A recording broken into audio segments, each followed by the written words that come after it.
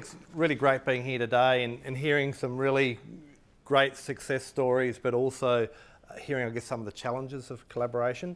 And I think it's really good for us to hear those stories as well. And what I was really asked to do today was to, I guess, talk a little bit about our own experiences, but also to share a bit about, I guess, some thoughts on today and what collaboration actually really means, and some of the challenges and some of the pitfalls along the world. So as such, I didn't actually prepare a PowerPoint. It's probably the first time in about 50 presentations I haven't. Now I've got Kerry State from Landline picking on me because I'm not visual enough for the cameras. So I apologise for that. So we have one picture up the back, and that's all I've got to speak to, because I really wasn't quite sure where I was going to go with today. But before I start, I just wanted to just talk a little bit about what collaboration actually is, because we throw that around as a bit of a term, and we also talk about collaboration. We talk about cooperatives. And in many ways, they're two different things. And our definition is that cooperative, and a cooperative approach, is when a heap of people come together for mutual benefit, which is great. Collaborative is slightly different in that every person who comes to the table brings something of extra value to everyone else who's at the table. Just a slightly different approach to the cooperative approach, and you can certainly be collaborative within cooperatives, if that makes sense. But for anyone who wants to collaborate, I think there's a very important first step. And it usually involves a kitchen table, a couple of beers or a bottle of red wine. And it's sitting down with a blank sheet of paper and saying, okay, if we were to design the perfect collaborative venture, what's it going to look like? No restrictions, no preconceptions, forget everything you got now. If you're going to design the perfect one, what does it look like? Where's it going to be? What's it going to farm? Who's going to be involved? What are their roles going to be? What sort of infrastructure do you need? What sort of machinery do you need to do it really efficiently? What sort of capital is required? What labour is required? What is the role of all those people who are involved in that? What's the structure going to be? How are you going to create an effective decision-making process? There's all of these aspects. What are your values? What values do you bring into the business? Where do you want to be in 5 years' time? Where do you want to be in 10 years' time? What are you actually trying to get out of this business? Because that really is the story of Bulla Burra. That's really how we came about from day one, was sitting around with that blank sheet of paper. For me, as Sandy mentioned, I'm a third generation Northern Mallee farmer. My family came here in 1956 from the Adelaide Hills. My grandfather was a apple grower at Gummaraka.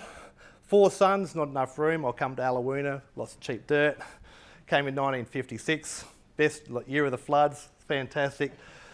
First year is the worst drought in history in 1957. They paid the interest bill on the farm with rabbits.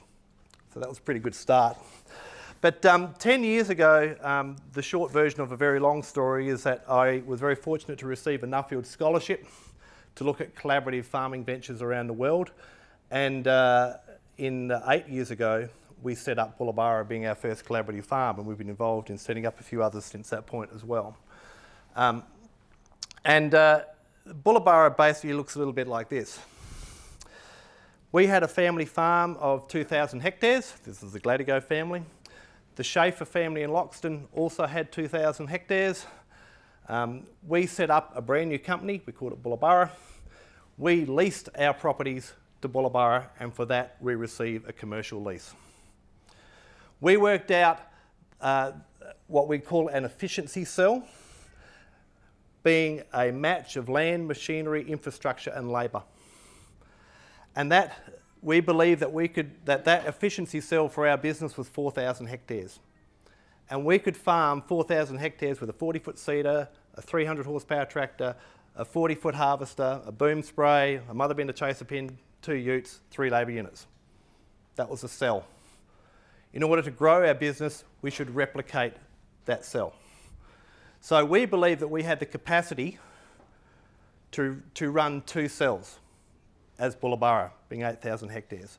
We already had 4,000 between our own land, so then we went and sought an extra 4,000 acres through share farming and leasing to create our 8,000 hectare farm, our new 8,000 hectare farm. We then went and sold all of our machinery. Every last bit of it. Here's the scary emotional stuff, the stuff we were attached to. And we used the funds from that as the capital to input into the business, and also to go out and purchase the machinery to most efficiently and effectively farm 8,000 hectares. We then went and put ourselves in the business where we believe we added the most value. So for me, I'm more on the business side. I'm like the business manager of the farm. For Robin, he's more the operations side. So he was basically running the operations of the farm, and I was running the business side of the farm. And we created ourselves a board structure with an independent chairman in order to ensure that we kept the emotion out of the business, and I'll talk about that a bit more in a moment, but also to ensure that we kept a high level of professionalism and accountability and transparency within the business. We've now been going for 8 years. Oh, so I'll go back one step. The way we're structured is that there's actually 3 different ways that my family, receive income out of Bulla Burra. I receive income as a landowner. I receive a commercial lease for my land. I receive income as a salary earner. I receive a commercial salary for what I do in the business. And hopefully Bulla Burra is making a profit, and if in those years that it is, and this may not be one of them, that I receive a profit distribution from the business. Neither of those 3 is contingent on each other, which raises lots of interesting things in regards to succession and where family fits in down the road. We've been going now for 8 years. In fact, we're in the midst of harvesting our 9th crop as we speak. And it's been quite an amazing journey. We are farming now at a level that Robin and I could only have dreamt about years ago. We're using technology that, you could see over the fence, or you could see that's coming down the track. We are now road testing it for people. We have machinery people coming to us who are basically offering us stuff to trial on their behalf, and we're using probably some of the most cutting edge technology that's possibly out there. Interestingly, when we started our cell size, which a lot of our neighbours laughed at and said that wasn't even possible to do 4,000 hectares with that size equipment, we've actually stretched that out even larger as we've become more efficient, we've become better at what we do, as we use our labour resources better, as we have better agronomy, as we have better systems and structures actually put in place. We have put our passions into the areas of the business where we are best suited. So I actually do spend probably half my life in the office, but that doesn't bother me, because that's the stuff that I really love to do, plus doing seeding and harvest.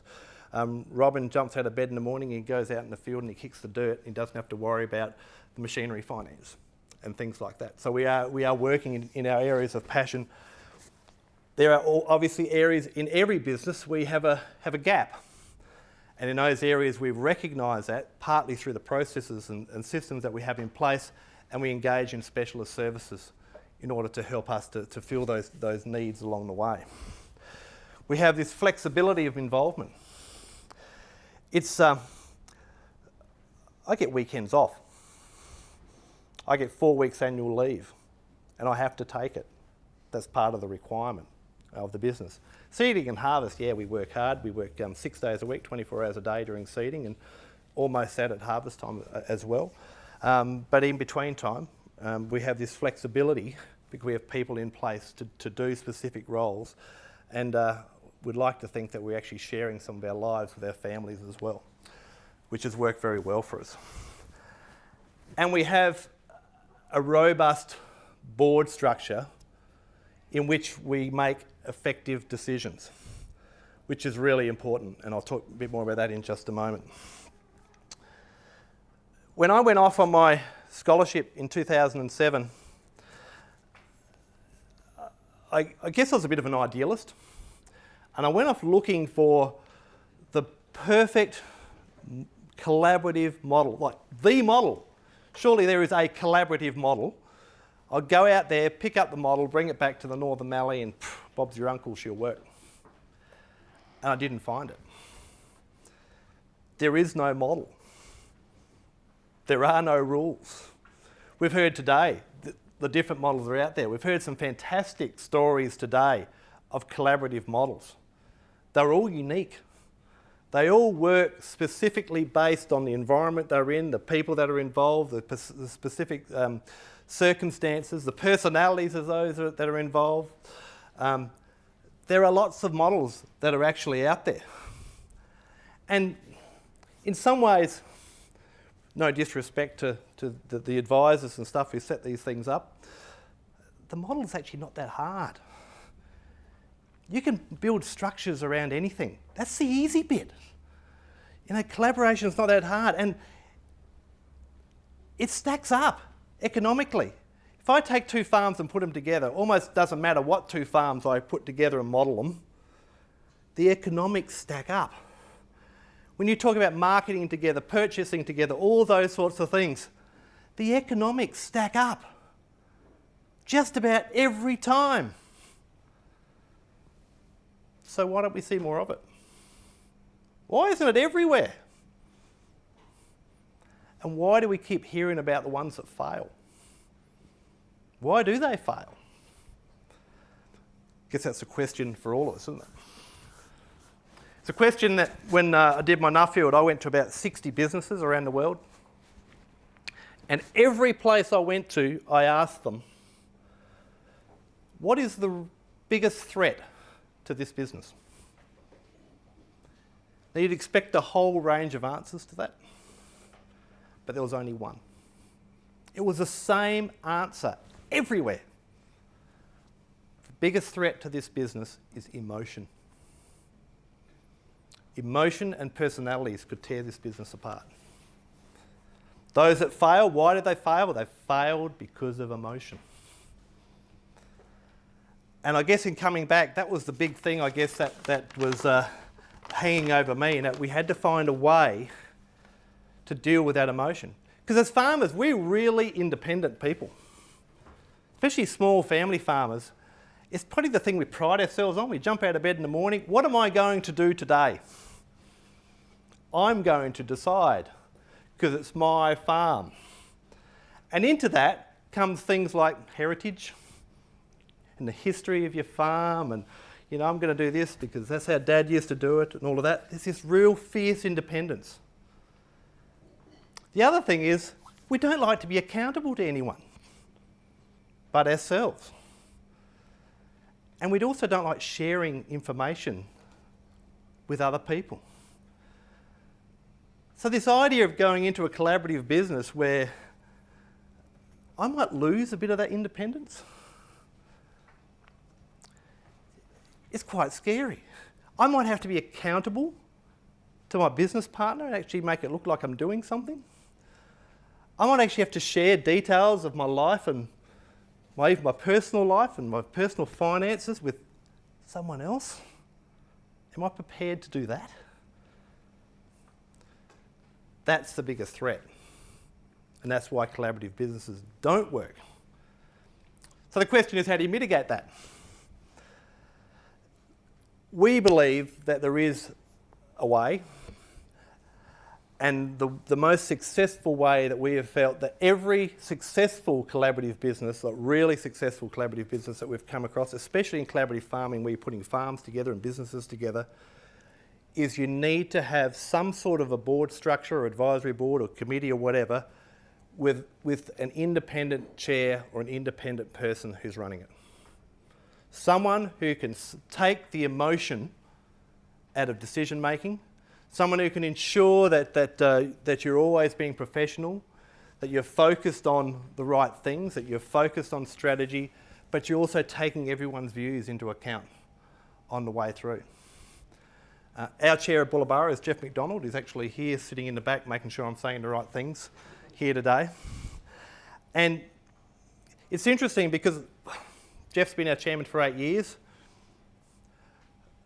We could sack him tomorrow. Robin and I have the power to do that. He's contracted at the moment for a period. If you're going to do this and you're serious about it, you have to allow yourself to be accountable to somebody. We are so accountable to Jeff that we've gone into so many board meetings, Robin and I, where we have already decided on an outcome. We've just walked into that board meeting just to have it ratified by the board, of which we could just outvote everyone anyhow. Walked out with our tails between our legs because Jeff's just given us an absolute roasting, usually about accountability, about not thinking things through and about not doing things for the right reason. And this doesn't fit in with the efficiency cell, does it, Jeff? And why do you need that piece of machinery anyhow? But you have to submit yourself to the independent person. We've heard of businesses that have failed, Jeff and I as well, where they haven't liked what their independent person has bought, so they've sacked them. 2 years later, that business hasn't been operating either. That level of independence is just so important. So looking back, when we first started in Bulla Burra, it was all about the model. And the model was all about efficiency and economics and profitability. That's what we're trying to achieve. In looking back, and we say, what did we achieve? What we have is a business that is focused on being professional, is focused on accountability, has high levels of transparency within it. It is focused on where we want to be and how we're going to get there. It's focused on all of these other areas, the result of which is that we are more efficient and profitable. So it's focusing on, it's interesting that it's what we wanted it to be has actually been the result of something else. Because collaboration does not guarantee success, as I think we all know. Creating a culture in which collaboration can work, that's success. That's what we need to focus on, is to create a culture where collaboration can work. As I say, culture eats strategy for breakfast, which is so true. Success is all based around people. It's around valuing people. It's about allowing people to be passionate about what they do and are creating an environment in which they can grow that passion. If you can create a successful culture, that's how you can create a successful collaborative business. But it needs to be a culture where people are valued and recognised. It's got to be a culture where all different personalities are acknowledged and dealt with and valued and said, yes, you may be different than me, but what you do is actually really important. It's got to be a culture where people's passions are harnessed and unleashed. A culture which is about being positive and creating a positive environment and an affirming environment as much as possible. A culture where it's about developing relationships right across the business. One of the things that we learnt, I guess it's been a sub thing that's come off of what we do, is this value of relationships. It's probably the one thing we talk about more than anything else now, is how can we create relationships with everyone that's involved in our business in some way. And one of the things we've actually gone out of our road to do is to go to people within our business and machinery dealers and others, everyone we deal with basically in the business, and said, what can we do to help your business be more successful? And usually the first reaction is, oh, just buy stuff off us, or sell stuff to us, whatever. But you keep having that conversation, and you know what? They do need to be successful when there's stuff that they need that you can sometimes provide, and vice versa. It's about being open and transparent about what your businesses actually need, that you can actually grow and create all of these different collaborations all over the place, mini collaborations that can take both of your businesses and all of your businesses to a whole new level. So I just want to, I guess, finish by just going back once again to talking about that blank sheet of paper. It's such an important starting point and constant reference point to go back to be able to say, what is the ideal collaborative business that I would like to be involved with? What does it look like? It's such an exciting thing to be able to do when there's nothing on the page and you can actually design whatever you want it to be. And it's also one of the most important things because it determines where you want to be. And it helps you determine how it is you're actually going to get there.